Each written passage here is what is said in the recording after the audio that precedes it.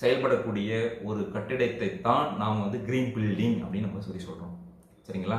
So அந்த green building அப்படின்னா இதுதான். இது நீங்கள் வந்து ஒரு டெஃபினேஷனாக நீங்கள் சொல்ல போனாலும் இதே தான். இப்போ நான் சொன்னது என்னென்னா, எதிர்மறை தாக்கங்களை முழுமையாக குறைத்து நேர்மறையான தாக்கங்கள் வருமாறு ஒரு கட்டிடம்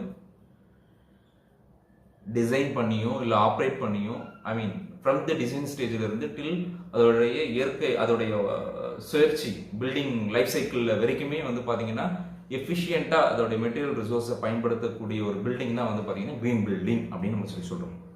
ஸோ இந்த க்ரீன் பில்டிங்கை பற்றி நிறைய வீடியோ நான் போட்டிருக்கேன். ஸோ என்னுடைய சேனல் பேஜில் நீங்கள் போனீங்க அப்படின்னா க்ரீன் பில்டிங்னா என்ன, க்ரீன் பில்டிங்கில் என்னென்ன டாபிக்ஸ்லாம் கவர் பண்ணுவாங்க, எப்படி வந்து எனர்ஜி எஃபிஷியன்சி எப்படி, வாட்டர் எஃபிஷியன்சி எப்படி, இன்னும் வந்து பார்த்தீங்கன்னா என்ன சொல்கிறது, நேச்சுரலாக கிடைக்கக்கூடிய அந்த விஷயங்களை எப்படி நம்ம வந்து நம்மளுடைய பில்டிங் கன்ஸ்ட்ரக்ட்